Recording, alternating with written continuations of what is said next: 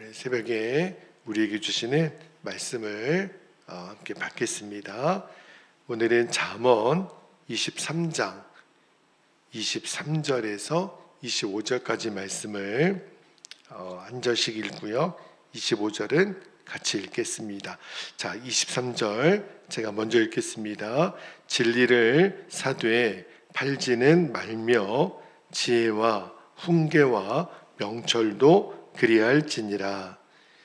의인의 아비는 크게 즐거울 것이요 지혜로운 자식을 낳은 자는 그로 말미암아 즐거울 것이니라. 25절 함께요. 내 부모를 즐겁게 하며 너를 낳은 어미를 기쁘게 하라. 아멘. 하나님 말씀입니다.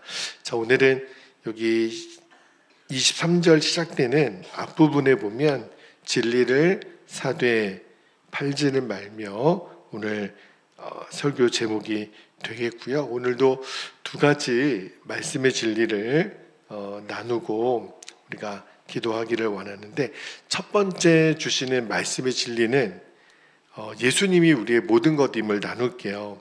예수님은 모든 것을 바쳐서 우리가 얻고 지켜야 될 유일한 보배가 되심을 말씀을 나누겠는데, 자, 23절 말씀을 제가 다시 한번 볼게요. 23절에 보면 진리를 사되 팔지는 말며 지혜와 훈계와 명철도 그리할지니라 그랬는데, 여기 보면 의미는 하나인데 표현이 네 단어로 나와요. 진리, 또 지혜, 훈계, 명철. 우리가 그동안 잠언을 쭉 읽어왔지만 다 동의어입니다. 진리, 지혜, 훈계, 명철. 강조한 거죠. 그런데 저는 이 네 단어가 한 사람을 지칭한다고 싶어요. 그분이 바로 예수님입니다. 예수님을 사되, 예수님을 얻었다면 팔지는 말며 그만큼 소중하고 귀한 거예요. 왜 예수님을 진리라고 제가 생각을 했냐면, 자, 요한복음 14장 6절을 볼게요. 요한복음 14장 6절에 보면 예수님 스스로 자신을 진리라고 말씀하셨죠. 6절에 예수께서 이르시되 내가 곧 길이요, 뭐라 그랬죠? 진리요 생명이니 나로 말미암지 않고는 아버지께로 올 자가 없느니라 그랬어요. 그리고 우리가 잠언 8장 읽을 때 여러분 기억하시겠지만 8장 1절에서 3절까지 보면 지혜가 마치 이제 사람처럼 의인화시켜서 높은 곳에서 성문에서 사람들을 향하여 외친다라는 표현이 나와요. 제가 어떤 연상이 됐냐면, 예수님이 공생의 기한 동안에 그 산상에서 광장에서 거리에서 계속해서 복음을 전하셨잖아요.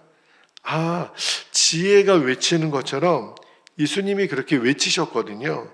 그래서 저는 오늘 이 진리를 사되 팔지는 말며 이 표현이 어떻게 읽어졌냐면, 예수님을 얻었다면 절대로 예수님을 잃어버리지 말라는 거예요. 여러분, 예수님 누구세요? 예수님은 하나님 그분이세요. 하나님의 독생하신 아들이지만 하나님 그분이시고 우리에게 유일한 영생을 주실 수 있는 분이 예수님이세요. 그리고 예수님 안에는 모든 지혜와 지식의 보화가 감춰져 있다고 나중에 이제 골로새서 2장 3절에 바울이 말하잖아요. 그러니까 어떤 대가를 치러서라도 우리가 예수를 얻었다면 잃어버려서는 안 됩니다. 그러나 이 세상에서는 예수님에 대한 가치를 몰라요. 오직 세상의 것만 쫓아 살죠. 우리가 예수님 믿으세요, 예수님 믿어야 구원받습니다, 이렇게 얘기하면 세상 사람들 뭐라 그래요? 예수가 밥 먹여주냐고. 모르니까. 예수님에 대한 가치를 모르니까 지금 당장 눈에 보이는 재물이나 권세나 능력, 땅의 것들을 갖고 싶어 하지만 예수님을 얻으려고 나아오지 않아요. 그런데 더 우리에게 정말 심각한 문제는 이미 예수님을 얻은 우리 그리스도인들, 우리 성도들은 예수님을 정말 귀하게 여길 줄 아나. 그죠? 여러분 성경에 보면 진짜 귀한 것은 귀한 것으로 여기지 못하고 정말 본질이 아닌 것을 귀한 것으로 여겨서 하나님의 복을 잃어버린 사람의 이야기가 너무 많이 나와요. 대표적인 사람이 누구죠? 에서가 그래요. 에서는 쌍둥이 동생 야곱과 함께 사실은 아버지 이삭은 그 에서를 장자 삼으려고 했던 인물이 에서잖아요. 그런데 에서는 나중에 그 팥죽 한 그릇을 동생 야곱에게 팝니다. 왜 그럴까요? 그 귀한 것을 모르는 거예요. 여러분, 가룟 유다가 예수님을 은30에 팔죠. 그의 눈에는 그 은30이 자기의 스승인 예수님보다 더 귀한 것처럼 보이는 거예요. 그러니까 예수님을 팔죠. 그 외에도 얼마나 많은 사람들이 예수님을 잃어버리고 세상의 것을 취하려고 예수님 잃어버렸는지 모르는 거예요. 예수님에 대한 진짜 가치를. 그러니까 눈에 보이는 화려한 것에 다 쏘가 넘어가는 거죠. 그래서 오늘 새벽에 먼저 기도하기를 원하는 것은 우리가 어떤 대가를 치르서라도 우리가 얻은 예수님, 내 안에 질그릇 같은 내 안에 오신 이 보배 되신 예수님을 절대로 잃어버리지 않게 되기를 축복합니다. 그리고 이 예수에 대한 가치를 우리가 전해야 돼요.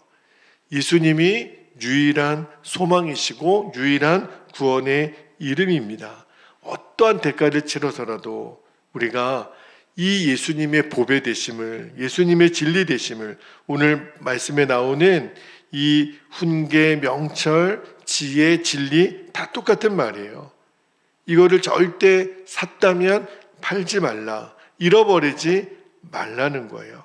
그래서 정말 하나님의 나라의 영광과 그 축복을 정말 영원토록 누릴 수 있는 저와 여러분 되시기를 주님의 이름으로 축복합니다. 자, 두 번째 진리도, 말씀의 진리도 좀 나눌게요. 두 번째 주시는 말씀의 진리는 그 부모에 대한, 효에 대한 이야기를 한 번 더 좀 나눌게요. 자, 기독교가 가르치는 효도가 있어요. 우리 성경에서 말하는 효도가 이 세상의 그 어느 종교보다도 차원이 높다라는 말씀을 좀 나눌게요. 그 이유는 그렇지 못한 평가를 받기 때문에 그래요. 자, 25절 말씀도 다시 한번 볼게요. 25절에 보면 이렇게 말씀합니다. 너의 부모를 즐겁게 하며 너를 낳은 어미를 기쁘게 하라. 이렇게 말씀하는데 이게 무슨 말이죠? 다 알죠. 우리를 낳아주시고 평생 키워주신 부모님에게 기쁨을 드리도록 최선을 다하라는 거예요. 효를 다하라는 거예요. 우리는 이중적인 존재이지요. 자녀이면서 또한 부모이기도 합니다. 이미 부모가 다 돌아가신 분들도 계시죠. 그러나 우리에게는 자녀가 있고 또 나는 또 부모의 입장이 되어서 우리 자녀들을 또 그 다음 자녀들을 양육해야 되는 책임이 있는데, 자, 근데 이 효에 대한 그 명령은요, 우리 성경에서 많이 나오지만 기독교가 효에 대해서는 좀 강조하지 않는다라고 오해를 받고 있는데 절대 그렇지 않습니다. 성경 전체를 보면 하나님이 부모에 대한 효를 행하는 것은 권면 차원이 아니에요. 명령입니다. 이 명령은 행하지 않으면 아예 나중에는 죽음까지도 말씀하실 정도로 굉장히 강력하게 부모에 대한 효를 말씀하신 게 가장 대표적인 증거가요. 십계명에 보면 인간에 대한 첫 번째 계명이 뭔지 아십니까? 너희 부모를 공경하라는 거예요.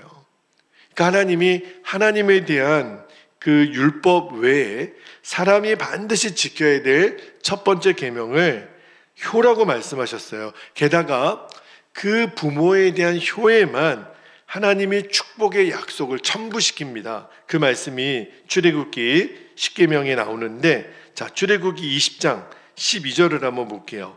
출애굽기 20장 12절 같이 한번 읽겠습니다. 시작. 너의 부모를 공경하라. 그리하면 너희 하나님 여호와가 너에게 준 땅에서 너의 생명이 길리라.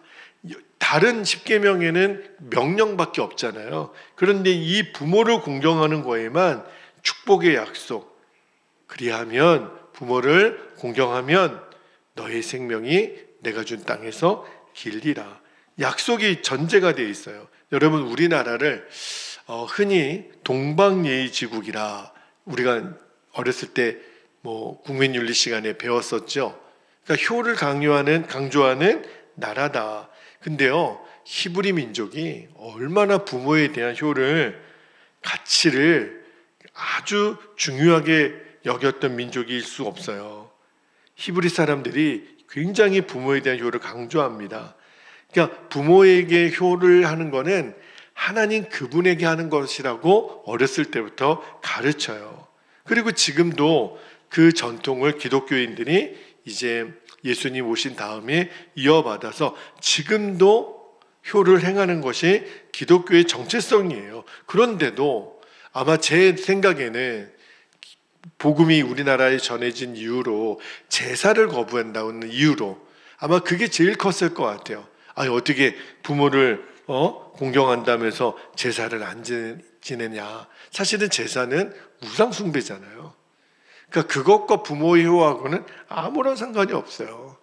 귀신에게 절하는 게 무슨 효겠어요? 모르니까. 그죠? 그러니까 기독교가 효의 종교가 아니다. 이거는 무지에서 오는 편견이고 오해죠. 그러면서 불교나 유교는 효를 강조하지 않느냐고. 아니, 형식만 강조한다고 그게 효입니까? 그죠? 그러니까 우리가 십계명에서 봤잖아요. 하나님은 부모에 대한 공경을 인간에게 대한 첫 번째 계명이라고 여기셨다니까요.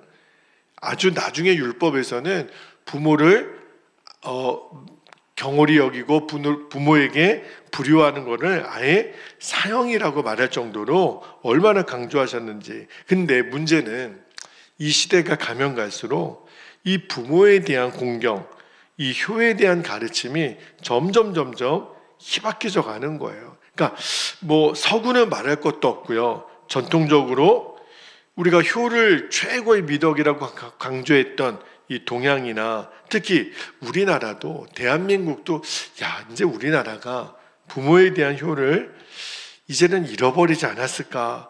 너무 많은 사람들이 걱정하죠. 그러니까 부모에 대한 효는요, 이제 점점 옅어지고 오히려 이 세속적인 사랑, 그래서 무슨 대이며 기억도 하지 못할 아주 그냥 남녀 간의 사랑을 그럴듯하게, 그게 다 어디에서 나온 거예요? 그 세속적인 상업주의가 은근히 부모에 대한 효는 점점 옅어지고 남녀 간의 사랑만, 아주 그냥 만족만, 기쁨만, 온갖 사랑이라는 이름을 갖다 붙이면서 그렇게 하지만 부모에 대한 효를, 부모에게 기쁨을 드리는 일에는 점점 관심이 없어져요. 근데 여러분, 내 자신의 뿌리를 망각하고 부모를 무시하는 자에게는 무슨 소망이 있겠어요? 자, 요한일서 4장 20절에 보면 이렇게 말씀하죠. 자, 요한일서 4장 20절 볼게요. 누구든지 하나님을 사랑하노라 하고 그 형제를 미워하면 이는 거짓말하는 자니 보는 바 그 형제를 사랑하지 아니하는 자는 보지 못하는 바 하나님을 사랑할 수 없느니라. 아니, 눈에 보이는 부모도 사랑하지 못하고 공경하지 못하는데 어떻게 하나님을 사랑하고 공경할 수 있겠냐는 거예요. 부모를 제대로 섬기지 못하는 자녀는 하나님 아버지도 올바로 섬길 수 없다는 거죠. 여러분, 만약에 이런 자녀들만 있으면 그 사회에 무슨 미래가 있겠고 그 교회에 무슨 미래가 있겠어요. 말씀 한 구절만 더 읽고 기도하기를 원하는데, 디모데후서 3장 2절에 마지막 때의 타락상을 이렇게 말씀합니다. 디모데후서 3장 2절에 사람들이 자기를 사랑하며 돈을 사랑하며 마지막 때에 이렇게 될 거라는 거예요. 자랑하며 교만하며 비방하며, 여기 하나가 더 붙여져요. 부모를 거역하며. 이게 가슴 아픈 거예요. 부모에 대한 순종이 우리 자녀들이 점점 없어져요. 감사하지 아니하며 거룩하지 아니하며. 이게 마지막 때의 모습이라는 거예요. 그러니까 우리가 이제는 정신 바짝 차려야 됩니다. 이제는 아니다. 정말 이 종말의 때의 가치를 뒤집을 하나님의 사람들이 필요한 거예요. 아니다. 우리에게는 부모를 거역하는 자가 아니라 부모에게 순종하며 부모를 공경하는 하나님의 사람들이 있다. 어디에 있느냐? 주님의 몸된 교회에 성도들이 그렇다. 그러면 진짜 기독교는 부모에게 효를 다하는 종교구나. 당연하죠. 오늘 말씀이 그렇게 우리에게 도전하는 거예요. 그리고 우리 스스로도 부모님이 살아계신 자녀들이라면 마땅히 그리해야 되고, 또 우리 자녀들에게 그것이 얼마나 중요한 가치인가를 우리가 가르치고 또 삶으로 우리가 보여줄 수 있는 저와 여러분 되시기를 주님의 이름으로 축복합니다.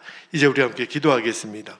두 가지 기도 제목을 나누고 우리가 기도하겠는데요. 첫 번째는 어떤 대가를 치르서라도 진리가 되시고 명철이 되시고 지혜가 되시고 훈계가 되시는 예수님을 잃어버리지 않는 거예요. 끝까지 지키고 끝까지 따르게 하옵소서. 그렇게 기도하시고, 두 번째는 부모에 대한 공경에 대한 말씀을 오늘 나눴는데, 기독교가 얼마나 효의 종교인지를 세상 사람들이 몰라서 그래요. 그렇다면 우리가 말로만 해서는 안 됩니다. 우리 스스로가 부모에게 효를 다하는 자녀가 되는 거고, 우리 자녀들에게 그 가치를 잘 물려줄 수 있는 또 저희들이 될 수 있도록 우리가 이 시간에 주님의 이름을 간절히 한번 부르시고 주신 말씀과 기도의 제목 붙들고 함께 통성으로 기도하겠습니다. 주여